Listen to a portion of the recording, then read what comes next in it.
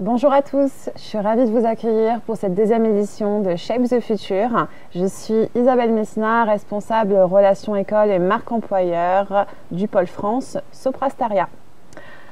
Alors Soprasteria, petit rappel, on fait partie aujourd'hui du top 5 des acteurs européens du secteur des ESN. Aujourd'hui, c'est 4,3 milliards d'euros de chiffre d'affaires en 2020. On compte aujourd'hui 46 000 collaborateurs et on est présent dans plus de 25 pays. Alors aujourd'hui, on va aborder quel sujet? On va aborder comment Soprasteria met l'innovation et la technologie au service de ses clients. Pour cela, on va le décomposer en 3 parties avec 3 intervenants. La première sera sur la DHP Digital F Platform, accélérateur de plateformes digitales. On aura Luc Canaguier, qui est architecte chez Soprasteria, qui interviendra sur ce sujet. Dans un second temps, le XXO, donc le projet XXO, une dématérialisation dans le cloud, présenté par Erwan Matra, Scrum Master chez nous. Et dans un troisième temps, le projet Inirot, présentation donc d'un projet interne de Soprasteria, présenté par Charles-Éric Giraud, architecte chez nous. Et dans un quatrième temps, ça sera l'ensemble de vos questions. Alors, vous pourrez poser vos questions tout au long de la présentation et on les réunira à la fin pour faire un condensé. Donc, n'hésitez pas à poser vos questions tout au long de la présentation. Je vais laisser la main à Luc. Bonjour Luc. Bonjour à tous. Et, effectivement, je suis architecte chez Soprasteria et je vais vous parler aujourd'hui de la DHP pour la Digital Health Platform. Alors, ça fait plus de 4 ans chez Soprasteria qu'on a investi dans la réalisation de plateformes. On avait commencé à avoir plein d'acronymes, on avait commencé avec la DEP, qui est une plateforme qui nous permettait de développer des projets en interne essentiellement, donc on n'hébergeait pas de la production. Puis après on est allé sur la SBCP, qui était justement on pouvait héberger de la production, et par la suite la Digital Factory Platform, la DFP, qui elle était autre chose que cette historique qu'on avait notamment côté banque, où on avait une plateforme qui nous permettait d'aller en production et dans un autre contexte que celui de la banque. Mais bref, en fait, fort de ces acquis, on a bâti cette DHP, cette Digital Health Platform, avec tous les indispensables qui la composent, à savoir une autonomie de l'utilisateur à son usage, donc un service qui est le plus facilement accessible, hein, donc en un clic on peut accéder à cette plateforme-là, en self-service. Si le service n'est pas gratuit, on peut avoir des métriques sur la consommation qui est fait à l'usage de la plateforme. Et puis donc tout un tas de supervision, de monitoring qui est clé en main avec la DHP. Enfin, il faut que cette plateforme soit ouverte à tous. Donc on va retrouver les API d'un point de vue technologique et une interopérabilité maximale autour des données et des formats proposés.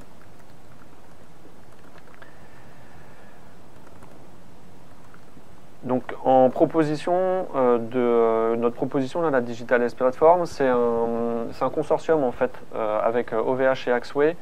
Alors Axway parce que en termes d'API et API management, c'est un des leaders sur le marché. Et c'est l'un de nos partenaires aussi. C'est un partenaire historique aussi avec Soprasteria. Et puis OVH Cloud, qu'on connaît bien maintenant en tant que leader et clouder leader en Europe. Et ses capacités aussi à héberger et ses différentes certifications.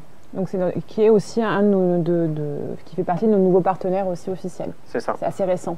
C'est ça. Donc on travaille aujourd'hui avec OVH Cloud et Axway. Donc pour la partie cloud, du coup sur l'hébergement, on va être sur OVH. Qu'est-ce qui fait qu'aujourd'hui on a décidé de passer par OVH et pas être sur de l'interne en termes d'hébergement? Oui, c'est ce qu'on faisait effectivement au début. Là, on a la possibilité d'avec OVH d'avoir une expertise supplémentaire sur tout ce qui est bare metal. Et puis OVH nous apporte les 5 premiers niveaux de certification HDS pour les hébergements de données de santé. Donc ça nous permet d'avoir un cloud virtuel privé qui est reconnu d'un point de vue européen, avec toute la labellisation qui va bien derrière. Et la sécurité aussi. Ok. Quelques éléments un peu plus techniques. Si on part de la couche du bas, On a l'OVH Cloud avec le cloud privé et sur lequel on a rajouté des couches pour atteindre donc de l'infrastructure as a service ou du conteneur as a service avec des fonctionnalités d'orchestration, des fonctionnalités de supervision, de monitoring, de performance. C'est ce qu'on appelle chez nous la TDP, cette couche basse, la Trusted Digital Platform. Qui nous permet derrière d'héberger des services d'un peu plus haut niveau. Donc tout à l'heure on parlait des API, on a une brique de décisionnel aussi, les microservices parce que c'est la tendance technologique pour les développements aujourd'hui sur les plateformes et tenir les montées en charge, la scalabilité. Voilà, donc on a aussi des notions d'identité numérique et un moteur de notification. C'est une plateforme qui est résolument orientée événements, que ce soit en interne, techniquement, on gère des événements entre nos microservices, mais avec cet état d'esprit de dire, plutôt que de demander des services à l'usager, on va essayer de se baser plutôt sur des événements de vie, que ce soit pour un parcours patient. Voilà, on a différents événements qui arrivent dans notre vie ou familiaux. On est capable de gérer ces événements-là et la plateforme s'adapte et réagit au fil de l'eau justement. En fait, c'est une plateforme en fait qui va être connectée, interconnectée à l'ensemble en fait des institutions qu'on pourrait avoir aujourd'hui. Par exemple, si je pense à la partie sécurité sociale, ça nous permettrait d'éviter en fait la redondance des informations et ça irait directement chercher des informations sur l'ensemble de nos acteurs. C'est quelque chose qui est super important avec des prélèvements à la source, hein, effectivement. Donc cette plateforme elle interagit effectivement avec son reste d'écosystème et l'idée c'est qu'on ait des traitements et des accès à la source sans forcément aller solliciter, me demander il faut que tu renvoies effectivement tel certificat sur tel organisme ou alors après puis ton attestation logement sur tel organisme. Voilà. Donc on essaye effectivement d'interconnecter le plus possible et d'aller à la source. Et cette autorisation, d'ailleurs c'est quelque chose que vous avez déjà fait, hein, cette connexion par exemple avec l'assurance maladie où vous pouvez déjà en fait aller chercher des informations chez eux? Oui, notamment dans le contexte de la CNAM, donc de l'assurance maladie, effectivement, c'est des choses ou alors on verra aussi en fin de présentation les différentes références chez les différents clients. Mais oui, de pouvoir se chaîner avec différents organismes, c'est ce qu'on a fait chez différents clients. Oui. Ok. Voilà. Vous pouvez poser vos questions, hein, oui, on les voit, vous inquiétez pas, je vois passer les questions, on y répondra à la fin sur les 15 dernières minutes en condensé. Donc voilà, mais on les voit passer. Donc on est résolument sur des technologies open source, hein, donc à part les briques d'Axway qui ont été retenues. Et donc si on remonte un petit peu d'un cran, on a tout ce qui est contrôle d'accès pseudonymisé, les données HDS, des fonctionnalités derrière des documents de santé, de pouvoir tenir un agenda médical. Donc ça c'est des briques qui sont développées. Après on n'est pas obligé de tout reprendre à chaque fois. Et puis une brique d'intelligence artificielle tournée là pour tout ce qui est support, pré-traitement, que ce soit en interne, aux équipes support interne ou pour l'usager de la plateforme. Et donc chose très importante qu'on voit là, la brique DevSecOps, c'est qu'on est capable d'opérer, de déployer très rapidement sur cette plateforme de bout en bout. Donc c'est une chaîne de déploiement dans une bulle d'hébergement de données de santé avec une notification de chacun de nos livrables va être notarié pour pouvoir suivre un petit peu tout ce qui se fait et être capable de reconstruire des faisceaux de preuves derrière, etc. On a quelques services managés et certifications. Je ne vais pas les détailler là, mais c'est quelque chose qui est important quand on parle de sécurité de données. On est hébergeur de données de santé sur les 6 niveaux. Donc OVH n'a pas les 6 niveaux, donc on a dû rajouter le 6e niveau. Et c'est des notions qui sont fondamentales, toutes les normes ISO, notamment sur la couche basse, comme on voyait tout à l'heure pour la TDP. Et en quoi en fait ces certifications? Alors je m'adresse à un public qui est averti, mais aussi qui est un peu plus novice, parce qu'on a des étudiants aussi qui sont présents au cours de cette conférence. Qu'est-ce qui fait qu'il est essentiel d'avoir en plus de ces normes ISO, en plus de ce qu'on a aujourd'hui, par exemple, avec OVH Cloud? C'est typiquement pouvoir faire des sauvegardes personnalisées des données de santé, parce qu'on on est amené à héberger des données de santé. Et donc il y a toute la partie sauvegarde et externalisation des données de santé qui n'est typiquement pas apportée par OVH aujourd'hui. D'accord, ok. Rapidement sur l'infrastructure, en gros on a deux sites parce que cette plateforme doit être hautement disponible. Voilà, pour la petite histoire, on a le site principal à Roubaix et tout ce qui est plan de continuité d'activité et de reprise sur activité qui est à Strasbourg. On y reviendra dans un cas un peu plus concret tout à l'heure avec Erwan. Et quelques références, donc on a une cinquantaine de références aujourd'hui avec la DHP, une vingtaine dans le domaine de la santé, donc ça veut dire pas forcément d'ailleurs du coup des références tout le temps dans le domaine de la santé. Mais tu fais bien parce que ça répond à une des questions qu'on a d'ailleurs de François, donc ça y répond en amont avant la fin. François, alors normalement c'est à la fin de la conférence, mais tu vas y répondre. C'est en effet, est-ce qu'il est possible de décliner en fait la démarche sur d'autres verticaux métiers que la santé? Oui, tout à fait, c'est ce qu'on a fait effectivement. Là, typiquement, on a le ministère des Armées qui est présenté, mais on travaille aussi avec différents ministères, ministère des Finances, ministère de la Justice, qui sont des gros projets aussi qui ont utilisé cet asset de la TDP.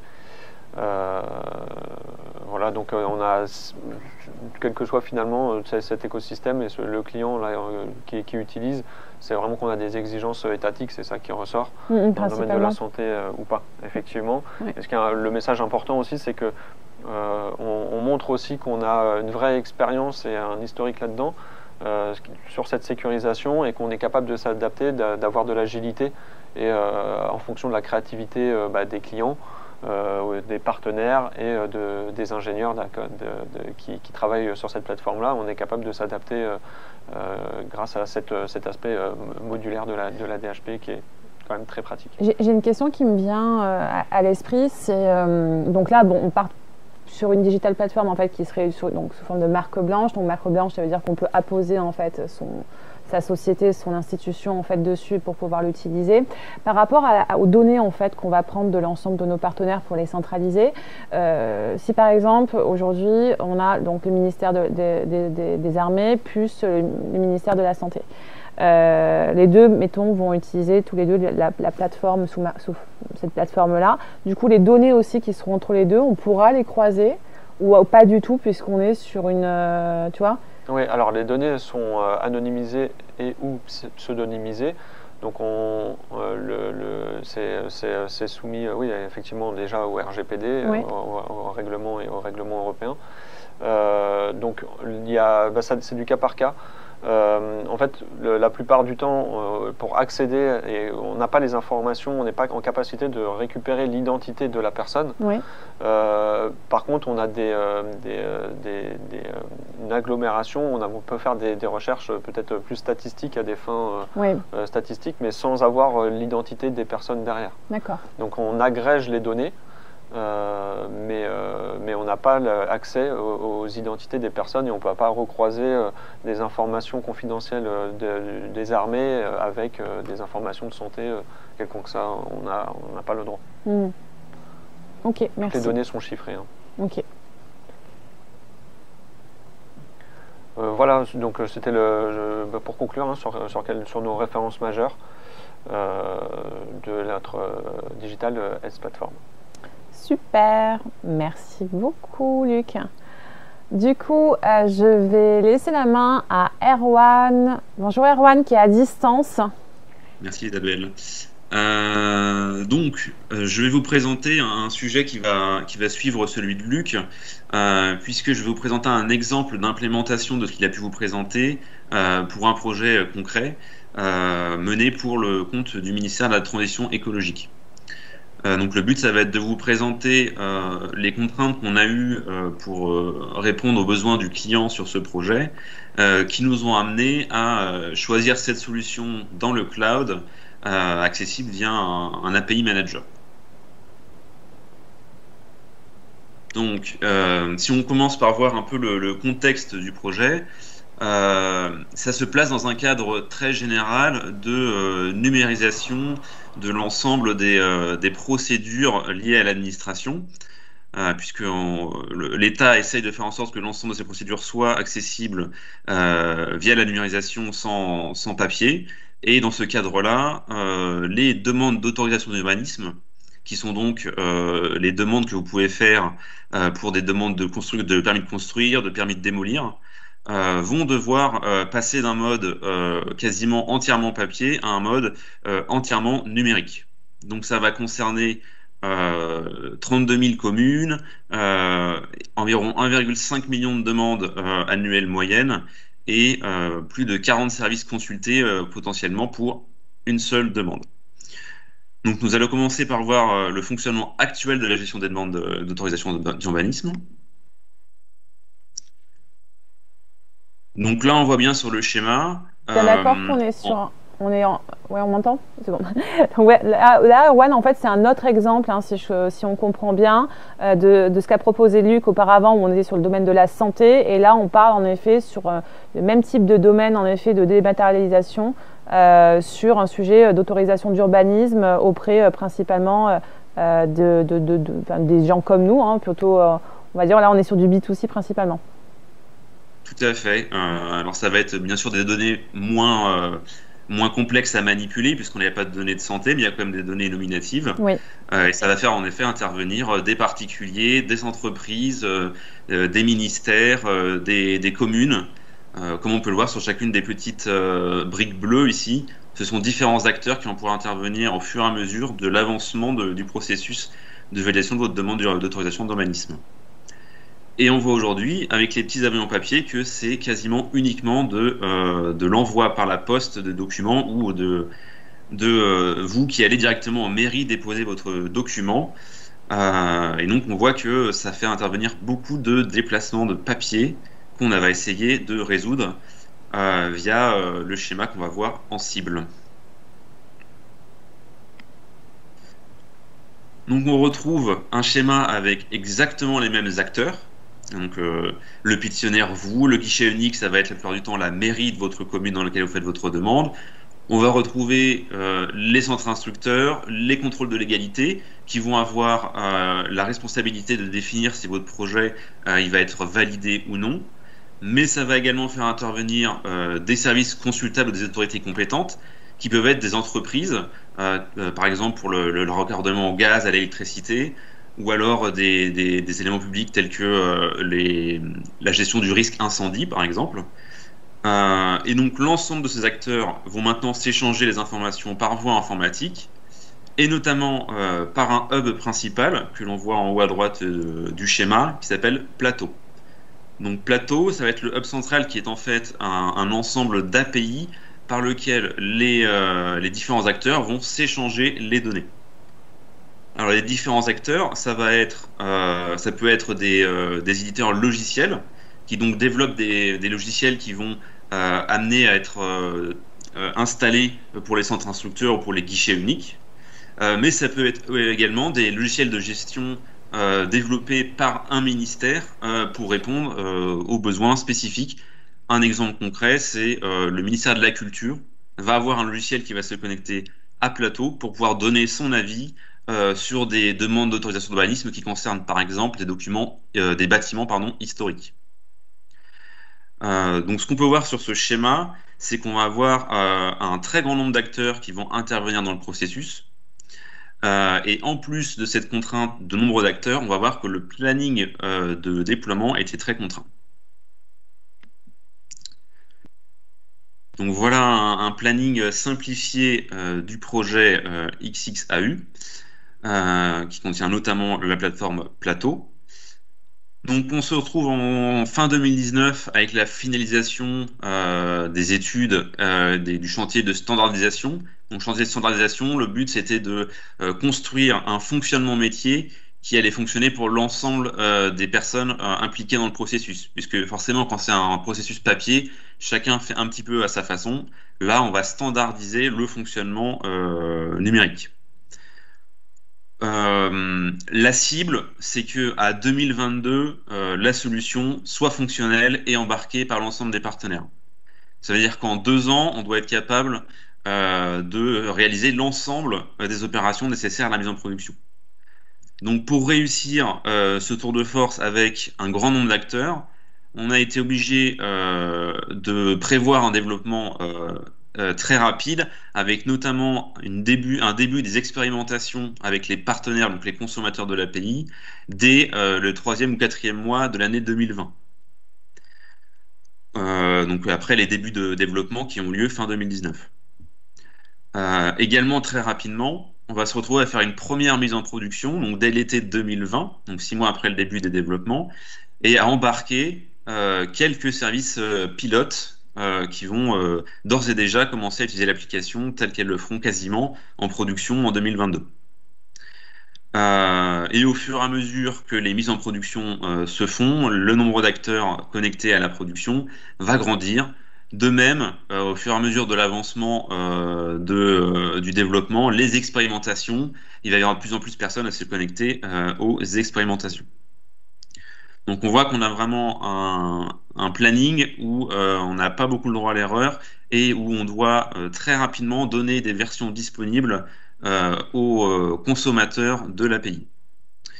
Et si on résume un petit peu l'ensemble des contraintes que j'ai pu présenter jusqu'ici, on se retrouve avec un planning extrêmement court et surtout un très grand nombre d'acteurs qui vont être liés à notre produit. Et bien sûr, ces deux éléments-là, ça s'aligne avec une montée en puissance progressive, puisqu'on a vu qu'il y avait tout de même un grand nombre de dossiers à l'année. Je m'entends en écho. Ouais, c'est normal parce que j'ai une petite question. Du coup, donc là, si je comprends bien, vous êtes dans cette phase de déploiement actuellement, c'est bien ça? C'est ça, on a fait plusieurs déjà mises en production. Oui. Et en parallèle de ces mises en production pour quelques services pilotes, on met à disposition notre application sur des environnements d'expérimentation. Donc là, vous êtes en phase, dans quel modèle en fait, en mode agile, ça se passe comment pour sortir les différentes versions que vous avez?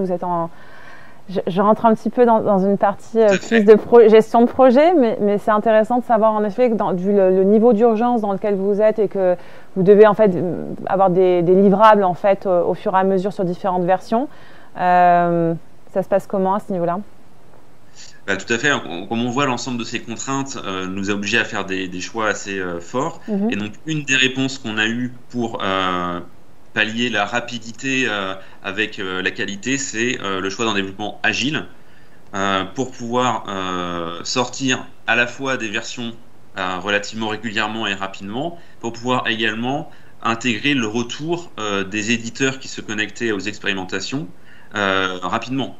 Puisque le but, c'est d'avoir un travail itératif en co-construction avec les utilisateurs de l'API. D'accord. Okay. Et de même, comme comme je disais, les éléments doivent être mis à disposition rapidement pour avoir le plus de retours et pour que les éditeurs puissent construire leur solution de leur côté. On a choisi une solution avec un produit incrémental, donc des versions qu'on peut mettre en production régulièrement sont mises à disposition des éditeurs. Ok, super, merci. Je te laisse continuer pour qu'on reste dans le timing. Oui. Donc on peut voir que suite à ces contraintes-là et ces réponses-là, on se retrouve avec quelques chiffres qui vont nous permettre de voir ce que ça signifie en termes de nombre de versions. Donc dans la slide suivante. On a donc un grand nombre de versions pour Plateau, mais également pour les applications annexes dont je n'ai pas forcément parlé. Mais également un grand nombre d'environnements, puisqu'on a un environnement pour le développement, mais c'est également nous qui nous occupons des environnements pour la recette interne de notre client.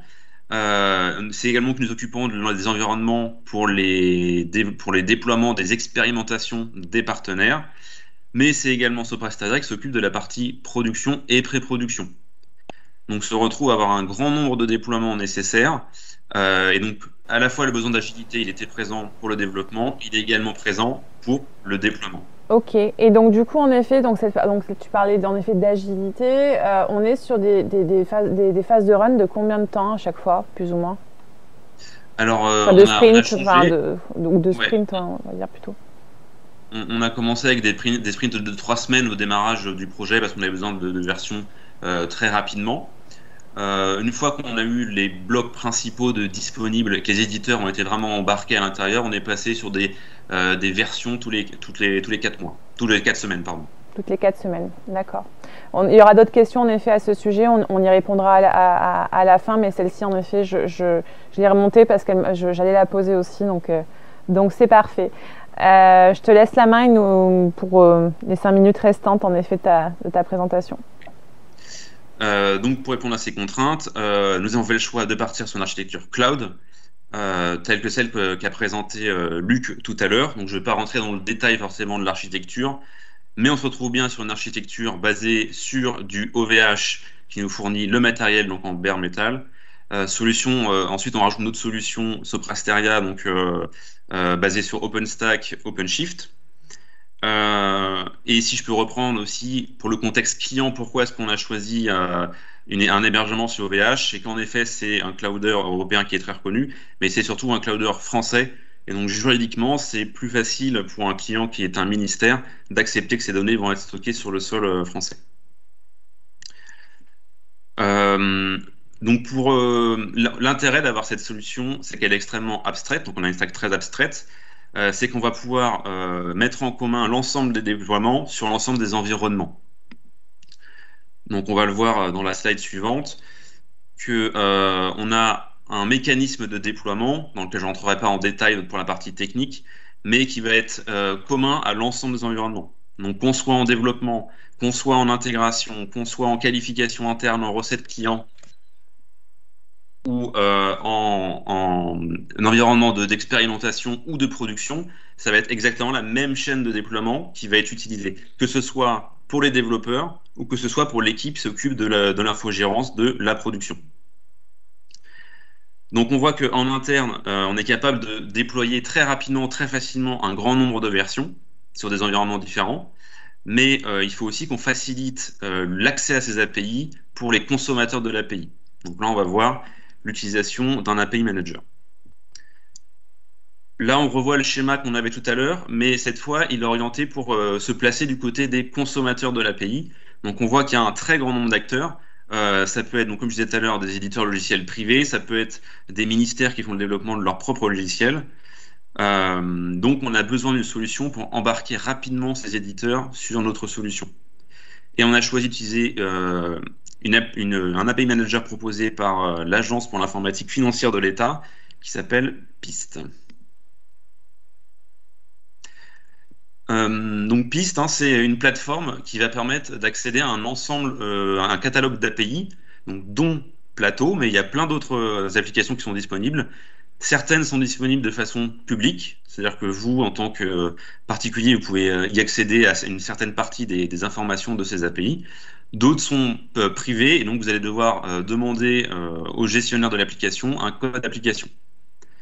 Et une fois qu'on a accès à ce code d'application, on va pouvoir s'authentifier, récupérer les contrats de service des applications, l'ensemble de ce qui est nécessaire pour utiliser l'API présentée par PIST.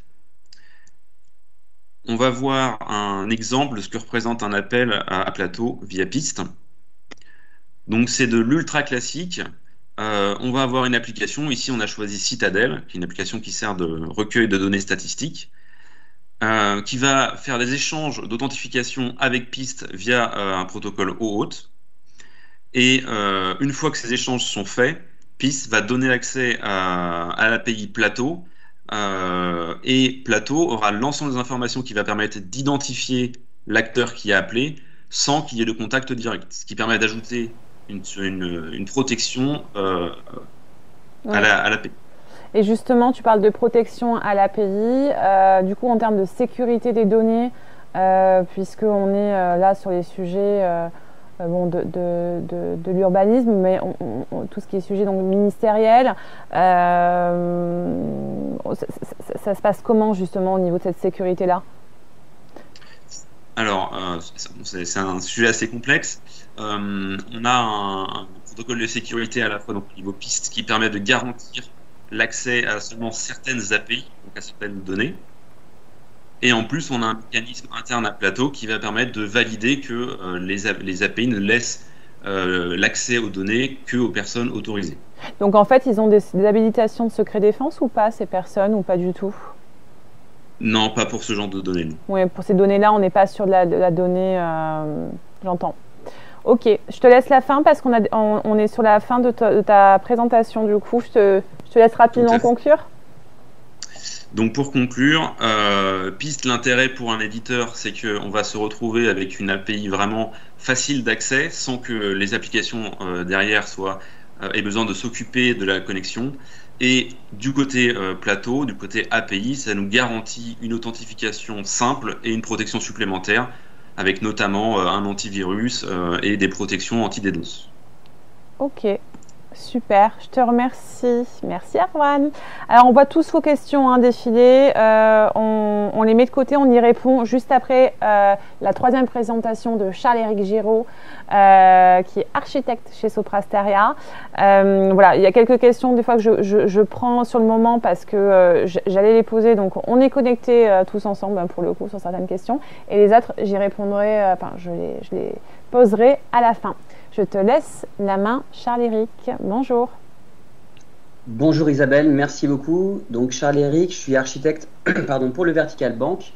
Je travaille également dans des sujets d'innovation, de cloud, de DevOps, ainsi que pour notre cellule de sécurité applicative. Et aujourd'hui, je vais vous présenter l'un des projets dont je suis le principal contributeur. Il s'agit de l'application InnerRoute. Donc InnerRoute, qu'est-ce que ça veut dire? InnerRoute, c'est une solution de SSO, donc Single Sign-On, managé. C'est-à-dire qu'on va pouvoir déléguer à un système tiers l'authentification sur une application qu'on est en train de construire. Cette solution InnerRoute va nous proposer du coup la gestion non seulement de l'authentification, mais aussi des habilitations. Donc, une personne qui va vouloir déléguer l'authentification à InnerRoute va pouvoir dedans dire telle personne est administrateur, telle personne est uniquement que lecteur sur mon application. Donc, si je comprends bien, en fait, Charles-Éric, c'est donc InnerRoute, vous m'excuserez pour l'accent, c'est en fait une plateforme qui nous permet aujourd'hui la sécurité en fait des connexions, d'autant plus de la situation Covid-19 qui nous incite à travailler plus de chez nous. C'est en fait une interface en fait de sécurité comme on pourrait avoir par exemple avec France Connect, qui est France Connect du coup, qui est intergouvernemental, c'est ça? Exactement, c'est exactement ça, c'est exactement le même principe. On va déléguer du coup, InnerRoute, c'est notre France Connect à Soprasteria. D'accord. On peut voir ça comme ça. D'accord.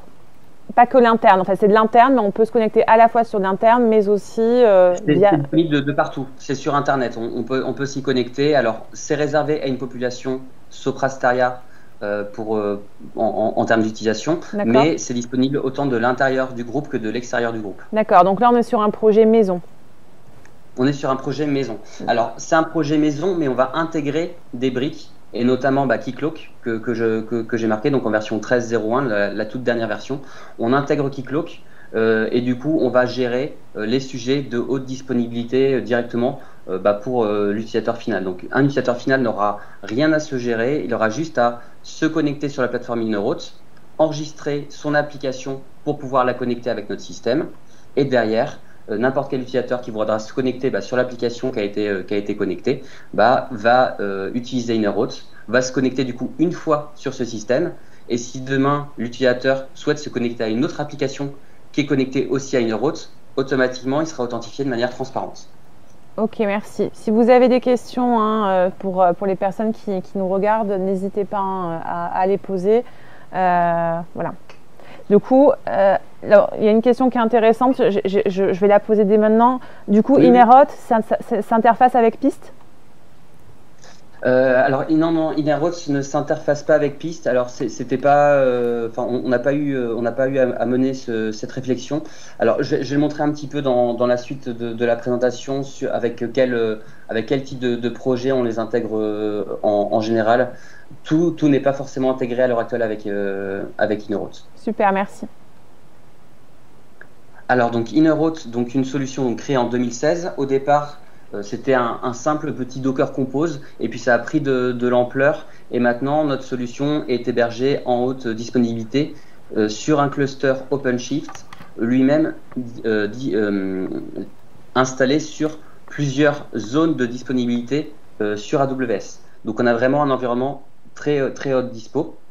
Le produit Keycloak ne répondant pas forcément à tous nos cas d'usage, on a été jusqu'à développer des petits plugins, faire des petits templates, des petits scripts. On verra un petit peu par la suite ce qu'on a pu en faire. Et puis en termes de cas d'utilisation, pour répondre à la question de tout à l'heure, on va l'utiliser principalement pour des petits projets internes de R&D, de Digilab, de chatbot, un petit peu dans tout ce qui va tourner autour des sujets de l'innovation.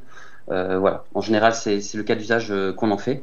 Donc maintenant. Et pourquoi justement là, on a fait un hébergement cloud sur AWS au lieu de le mettre du coup sur OVH Alors, c'est que historiquement, en fait, on a un cluster OpenShift qui tournait sur AWS, et du coup, on a repris ce modèle pour utiliser directement ce cluster managé par le groupe, pour pas avoir à réinstancier toute une infrastructure. Okay. Mais il est possible qu'à terme, on remigre tout vers un cluster sur OVH.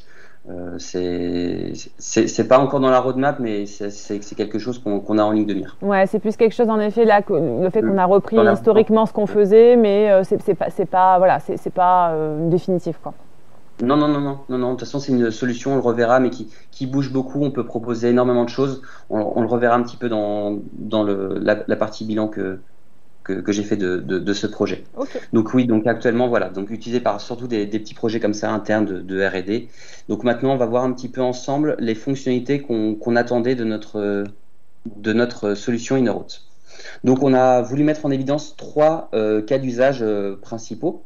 Donc d'abord, les gestionnaires de clients sur Innerroots. Donc un client, dans le jargon de l'authentification de l'OpenID Connect, ça va correspondre en fait à une application qu'on va vouloir enregistrer sur notre système.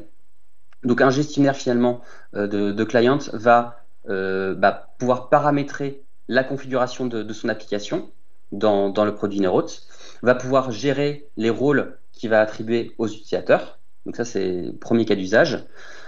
Deuxième cas d'usage, ça va être des personnes qu'on va flaguer administrateurs d'Innerroots et qui auront des droits plus étendus sur la solution, qui vont pouvoir vraiment configurer tout l'outil dans les moindres détails, donc qui auront accès vraiment à l'instance de Keycloak.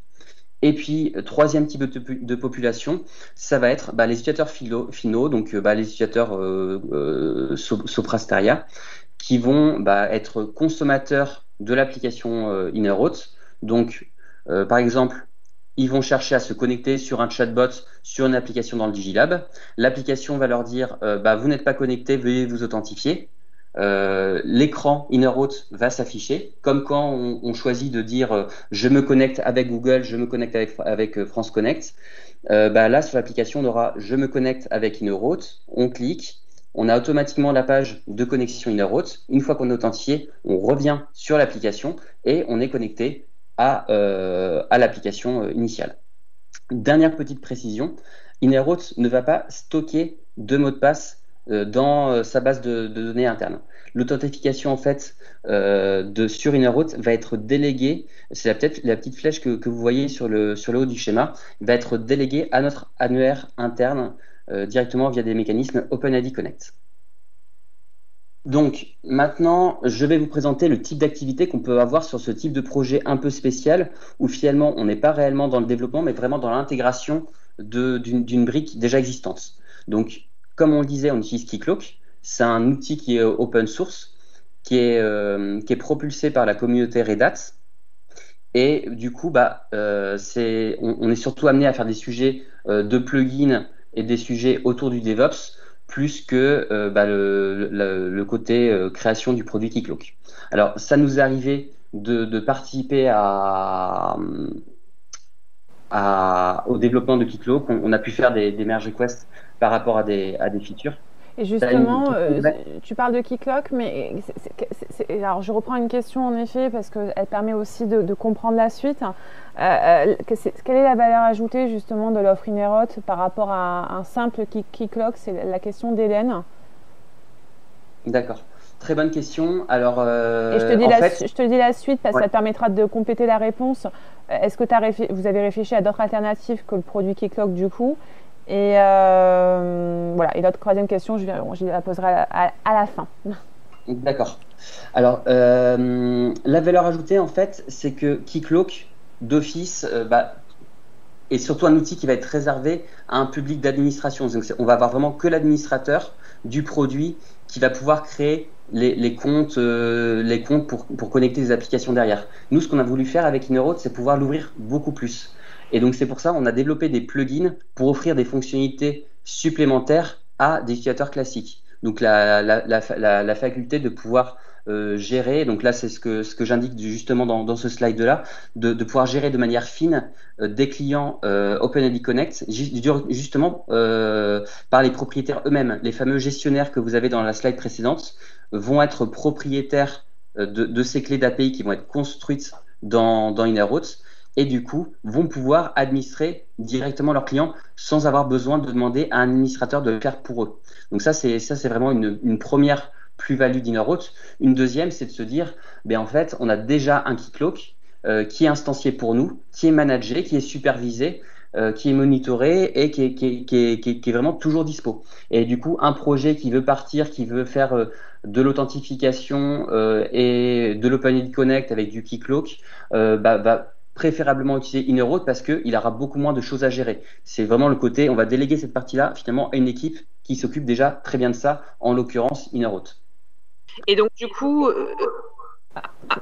Mince, j'ai fait une erreur, pardon. Tu m'entends? Oui, je t'entends. Excuse-moi. Et donc du coup, tous les utilisateurs, en fait, par exemple, qu'ils demanderaient, pourraient connecter son application à Inerhot? Alors, tout utilisateur Soprasteria, en fait, on va le voir dans quelques instants, peut utiliser Inerhot pour ses propres besoins. On va le voir dans quelques slides. Ok.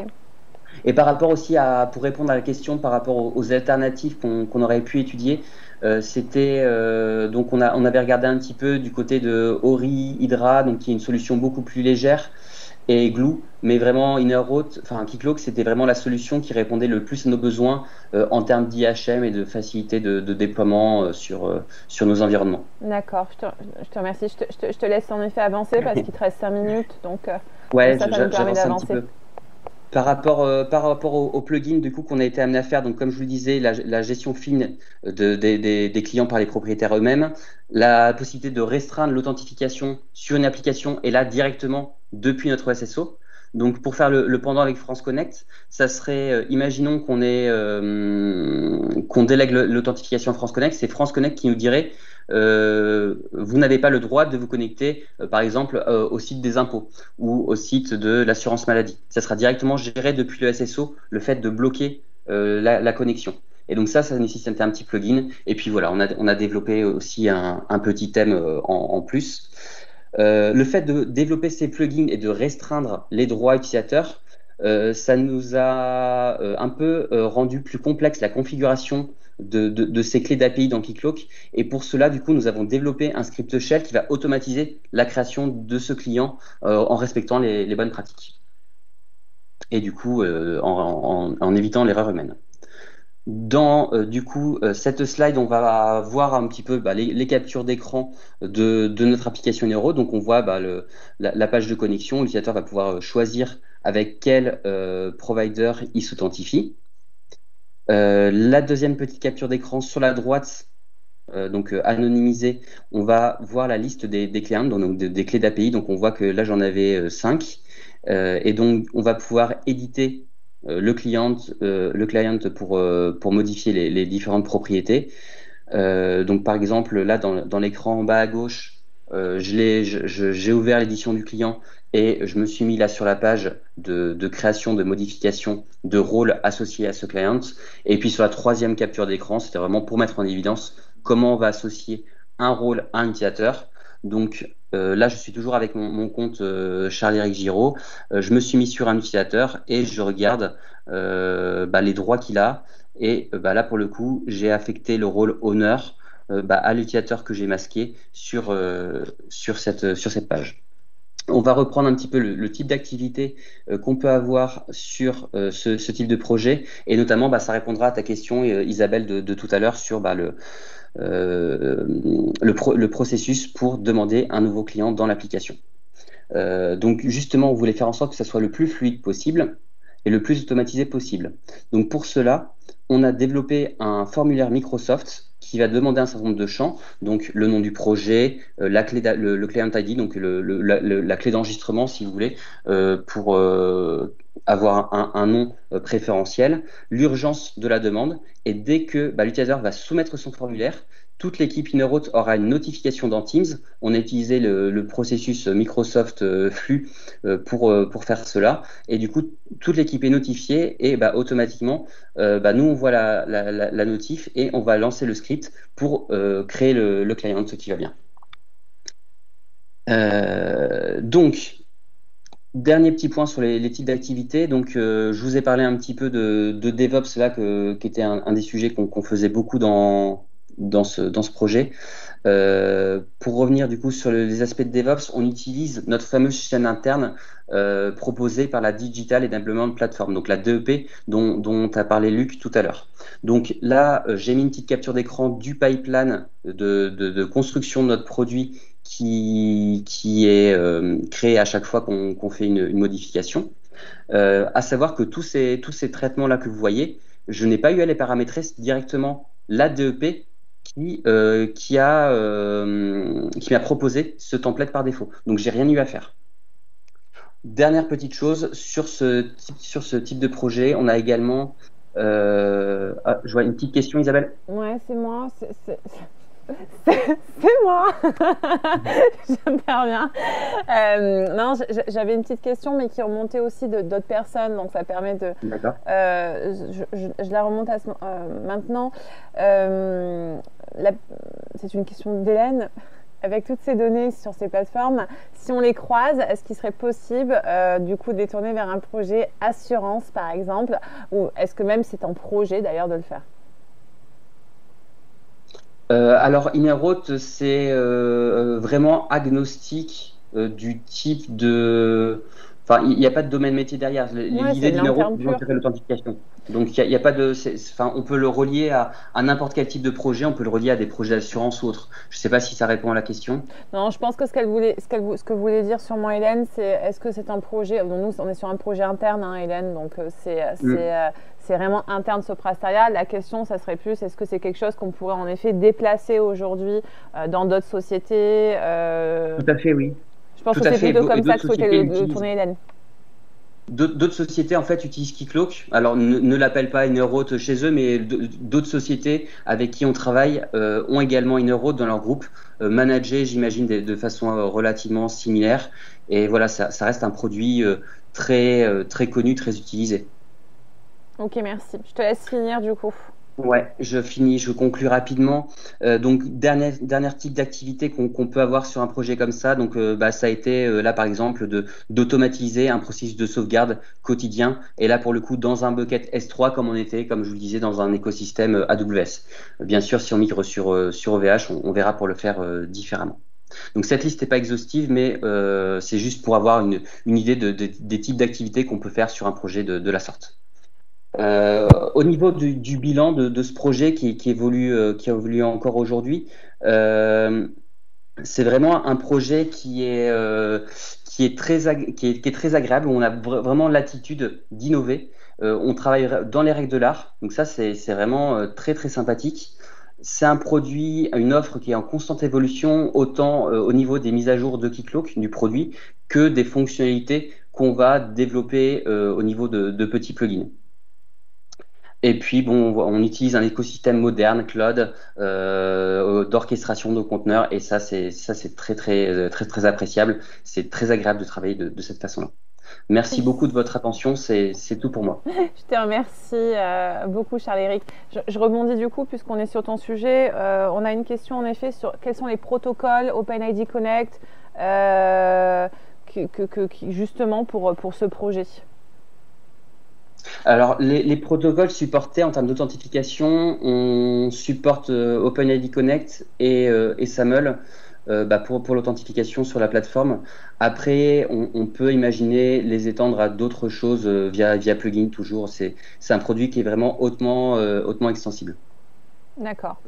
Je te remercie. Alors, il y avait d'autres questions en effet auxquelles on a répondu sur la valeur ajoutée de l'offre Inerode par rapport à Keycloak. La demande de connexion aussi. Alors, il y a une autre question, je ne sais pas si tu peux y répondre. Y a-t-il une réflexion sur un cas d'usage en fédération d'identité avec plusieurs annuaires d'entreprise? Justement, si vous avez vu dans la capture d'écran, on a un petit bouton Axway que j'avais affiché. Et justement, on a commencé à mener des réflexions pour pouvoir connecter d'autres sources d'utilisateurs. C'est un sujet qui est en cours, qui, pour des raisons de sécurité, prend un petit peu du temps parce qu'il faut faire en sorte que les différentes zones soient bien étanches. Et donc, on a pas mal de réflexions là-dessus, mais c'est un sujet qui est en cours, oui, tout à fait. Ok. Écoute, je te remercie beaucoup. Je pense que côté Inerot, on a posé les questions du coup Inerot s'interface avec PIS, oui. Pourquoi non. Pourquoi oui, on y a répondu.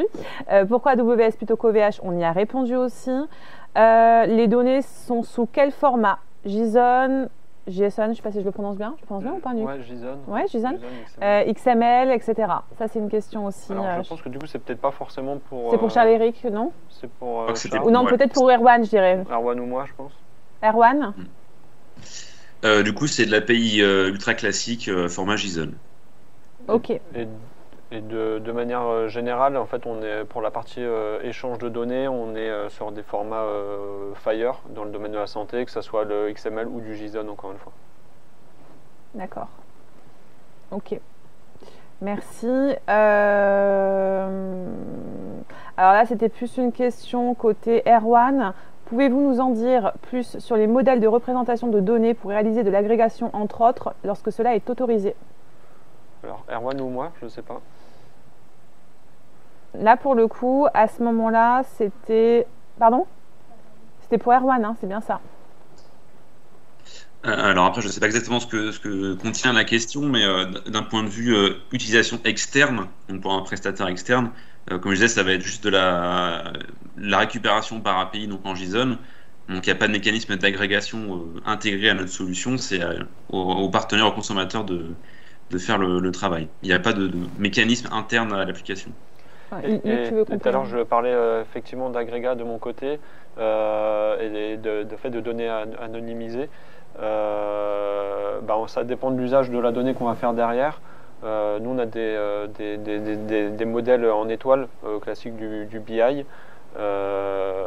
Et ce qui me vient en tête aussi, c'est plutôt quand on a différents SI qui ont des formats bruts et différents. Chez nous, on peut aussi stocker dans le domaine de la santé, typiquement au format OMOP. D'accord. Voilà. Ok. Merci. Alors, autre question pour Erwan. Alors, c'était plus par rapport à la partie projet, puisque je t'ai lancé un peu sur le sujet et d'autres personnes, du coup, ont rebondi. J'ai deux questions qui peuvent être complémentaires. Une de François et d'Hélène. François qui parlait qui a demandé quelle était la taille du dispositif. Avait-il plusieurs teams agiles ou une seule? Y avait-il une dimension de coordination de l'agilité à l'échelle? Et Hélène qui a posé une autre question. Est-ce que les utilisateurs ont un rôle de coopération? Est-ce que le travail avec eux est fluide? Et est-ce qu'ils sont proactifs dans le projet? Alors, pour la partie agilité, aujourd'hui on a 2 équipes agiles sur la solution XXAU. On a d'autres projets liés, mais pas directement dessus. Donc ça fait environ une 20aine de personnes qui travaillent dessus. C'est pas un développement extrêmement important en termes de lignes de code. C'est vraiment la capacité à être rapide qui a été importante. Donc on n'a pas eu besoin de faire de l'agilité à l'échelle. C'était vraiment voilà, des petites équipes agiles qui travaillaient main dans la main. Donc pas d'agilité à l'échelle.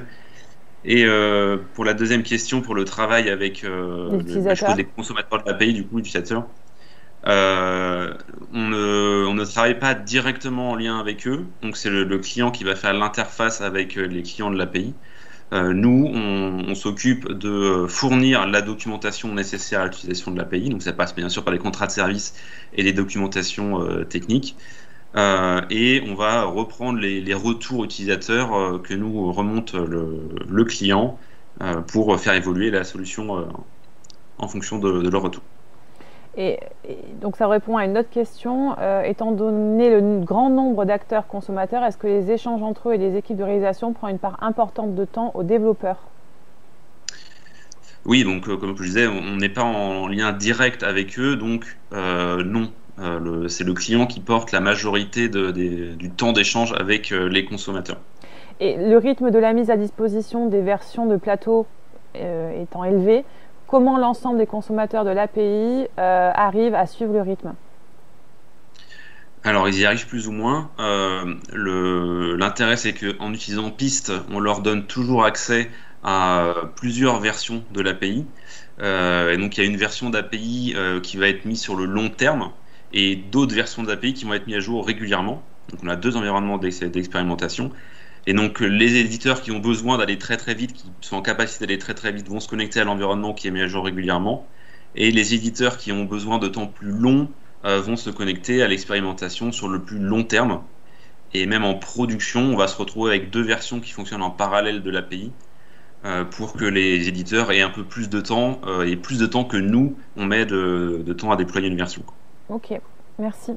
Alors, je vais reprendre une question qui va être un peu plus pour vous trois, suite à Hélène, en fait, qui a rebondi. En fait, elle faisait le lien entre les trois présentations. Elle a eu l'impression que ces différents projets permettraient d'obtenir des données, santé notamment, qui pourraient éventuellement déboucher sur l'assurance. Donc, c'est en effet, Hélène a complété sa question de tout à l'heure, et elle imagine que pour mettre en place tous ces projets, on aura besoin de monde dans le domaine du développement et de la data. Voilà, donc elle est en recherche de poste. J'y répondrai par la suite, en effet, pour les personnes qui sont en recherche actuellement.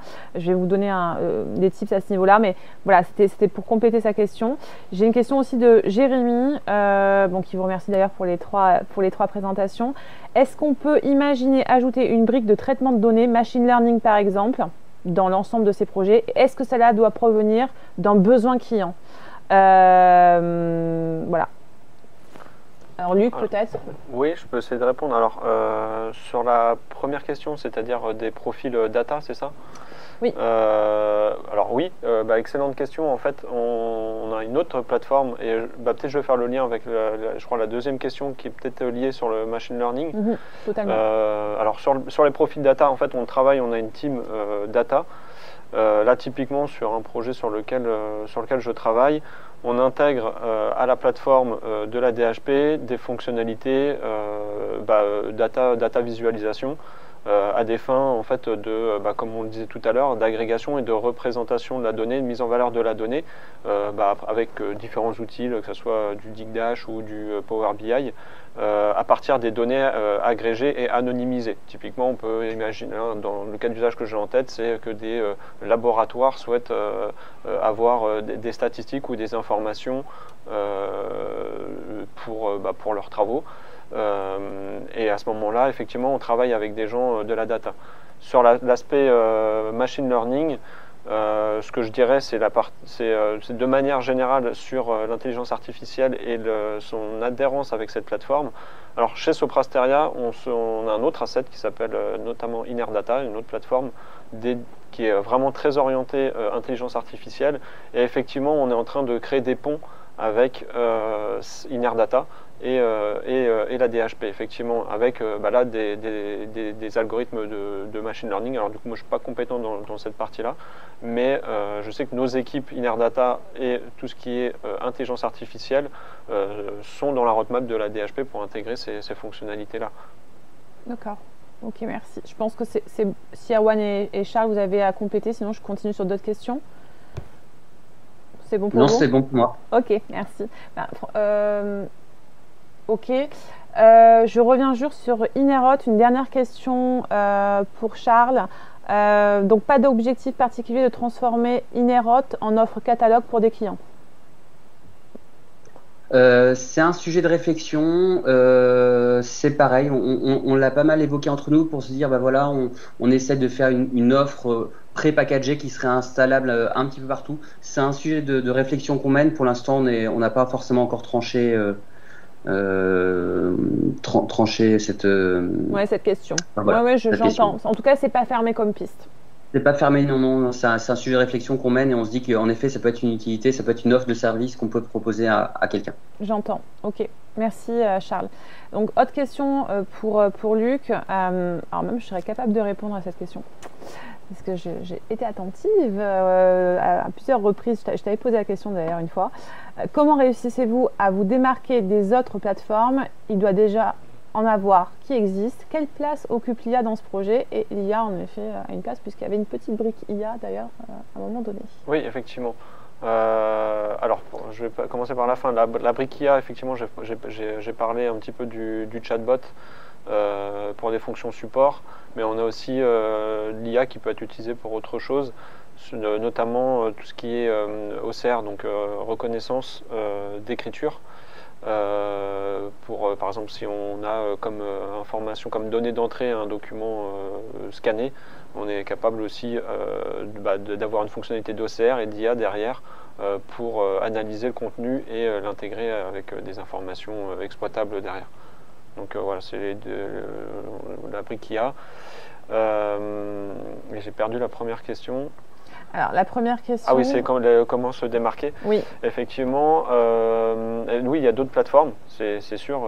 Puis on voit bien dans l'actualité que les aspects cloud souverain, cloud de confiance, c'est quand même un marché, ça bouge. On a Gaia X à l'échelle européen, effectivement. Donc c'est une bonne question.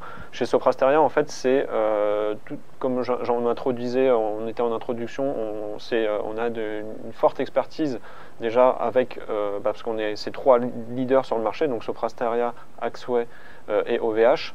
Et on a des applications qui sont en production. On n'a pas non plus qu'une application, on en a des dizaines d'applications qui tournent et on a une forte expertise en fait sur cette entreprise plateforme.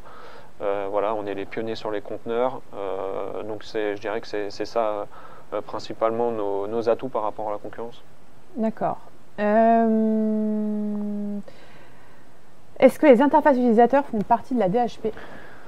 Non, les frontaux, alors on développe en Kotlin par défaut sur la DHP, mais les frontaux, c'est-à-dire que si on veut un site web ou une application mobile, ça va être spécifique et c'est du développement spécifique à chaque cas, quoi.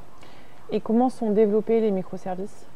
Alors, on se base sur des stacks, donc on a vraiment pas mal d'outils qui nous permettent d'aller beaucoup plus vite, mais c'est des stacks classiques et open source, basés sur du Spring Boot notamment, et puis de la programmation réactive. Et combien de temps ça prend d'ouvrir un espace personnel DHP? Alors quand on est autorisé, c'est-à-dire quand on a les habilitations, typiquement chez nous, chez Sopra, ça prend quelques dizaines de minutes pour pouvoir après avoir un espace de développement et de déploiement derrière sur un espace sécurisé, quoi. Et l'impact de l'incendie de Strasbourg pour la continuité de l'activité de la DHP, ça alors effectivement, alors déjà tous les data centers à ma connaissance n'ont pas brûlé, heureusement, sur Strasbourg. Et puis comme je montrais rapidement, notre production est à Roubaix, donc sur le site de Strasbourg, c'est notre PRA et PCA, donc il n'y a pas eu d'impact pour nos clients sur l'incendie. Ok, super, merci Luc. Je vous remercie à tous les trois d'avoir répondu à l'ensemble des questions sur la partie plus technique. En effet, j'ai des questions plus sur la partie après. Aujourd'hui, chez nous, les profils qui pourraient être intéressants ou intéressés. J'ai une question à un moment donné qui a été sur les types de profils en fait qu'on pourrait rechercher, que je cherche pour le coup. On m'a demandé en effet si c'était plus DevOps, etc. Sur ce type de projet, on rechercherait quel type de profil? Alors, par exemple, j'ai des personnes qui me disent, est-ce que si je recherche dans le développement Java J2E, ou alors est-ce qu'on va être que sur des profils aujourd'hui DevOps, voilà, quels sont les profils en fait qui interagissent sur ce type de projet? Alors sur les projets qui sont liés à la DHP par exemple, après peut-être Charles et Erwan pourront compléter sur leur spécificité, mais on a il y a la réponse dans la question. En fait, on a des profils DevOps parce qu'on travaille sur des chaînes avec du Ansible, avec du Helm, avec du OpenShift, des conteneurs, et donc plutôt des profils, on va dire, DevOps. Après sur la partie développement, on est sur, comme je disais, du développement Java et Kotlin essentiellement. Donc là c'est plus du développement Java, pas de J2E, plutôt orienté Spring Boot. D'accord. Est-ce que Erwan et Charles-Éric, c'est la même chose pour vous, ou il y a d'autres profils qui pourraient être intéressants? Oui, après, nous, pour la partie API, en effet, c'est le même genre de technologie, donc du Spring Boot Java. Pour les IHM, nous, on a du développement IHM, on va être sur du Angular TypeScript. On va également rechercher des profils DevOps pour la partie déploiement et des profils fonctionnels également. C'est très important dans nos équipes. On est sur une approche beaucoup plus métier. On a un besoin de fonctionnels sur nos projets. D'accord. Et on voyait des questions sur l'aspect junior, etc. On a besoin de tous les types de profils, qu'ils soient juniors ou expérimentés. Super. Pour moi, ça va être également la même chose. Hein. Ça va être le même type de profil. D'accord. Merci, Charles-Éric. Alors, sur en effet l'ensemble des questions que vous nous avez posées sur est-ce qu'on recherche aujourd'hui des profils, alors il y a deux possibilités. En effet, vous avez, lorsque vous êtes inscrit, vous avez marqué si vous étiez en recherche ou non. Et si vous êtes en recherche et que votre profil peut correspondre en effet par rapport au CV, dans ce cas-là, vous serez recontacté si on voit qu'il y a un matching en effet entre votre profil et ce qu'on peut vous proposer aujourd'hui. Et je vous invite aussi à vous connecter sur le site carrière de Soprasteria et à postuler directement. Voilà, donc les deux possibilités. Et oui, on est toujours en recherche et on est une société en effet qui évolue sur de nombreux projets comme vous l'avez vu, donc on recrute aussi. Voilà, donc je remercie l'ensemble des intervenants qu'on a eu aujourd'hui, Luc, Erwan, Charles-Éric et toute l'équipe qui est derrière nos écrans et que vous ne voyez pas. On a une prochaine édition Shape the Future à venir, on a même deux encore pour cette année, c'était la deuxième. Voilà, merci à tous pour votre présence.